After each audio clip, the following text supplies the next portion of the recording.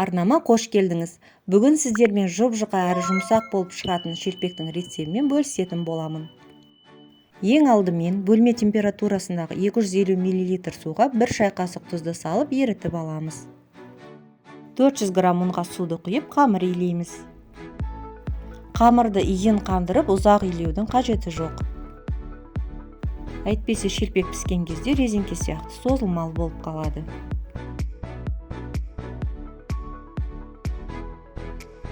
Қамыр бір текті болып шықпайды, бұл қалыпты.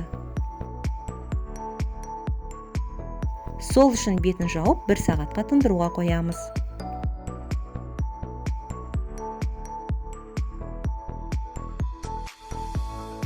Шамамен 1 сағат уақыт өткеннен кейін қамыр жұмсарып тегіс болып шығады. Енді азырақ ұн сеуіп шелпекті жаямыз. Алдымен бірдей бөліктерге бөліп аламыз. Егер ыдысыңыз үлкен болса, 7 бөлікке бөліңіз. Табанның көлемі орташа болса, мен сияқты 9 бөлікке бөліңіз. Шелпектің формасы дөңгелек әдемі болып шығу үшін осылай күлшелеп алыңыз.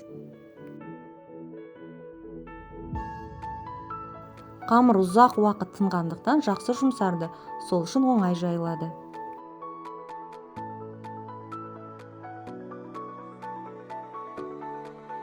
Азырақ ұн себе отырып, жұп-жұқа етіп жаямыз.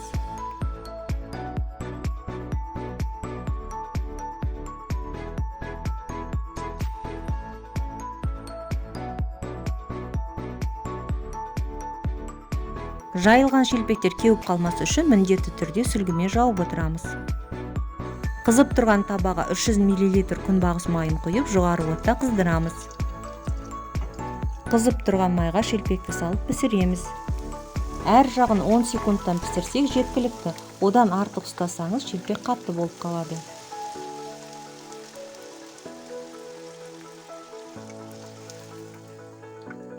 Піскен шелпектердің арасына қағаз сүлгі салып отырыңыз, сонда артық майды сіңіріп алады. Дәл осылай айналдыра отырып әр жағын 10 секундтан пісірсеңіз жұмсақ болып шығады.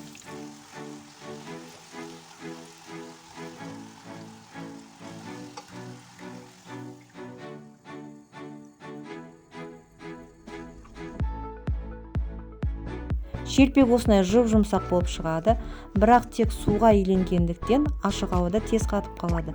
Сол үшін міндетті түрде жабық ыдыста ұстаңыз. Әр өңірде шелпекті әртүрлі әдіспен дайындайды. Сіз де қаласаңыз өз рецептіңізбен бөлісіп комментарий қалдырыңыз. Астарыңыз дәмді болсын.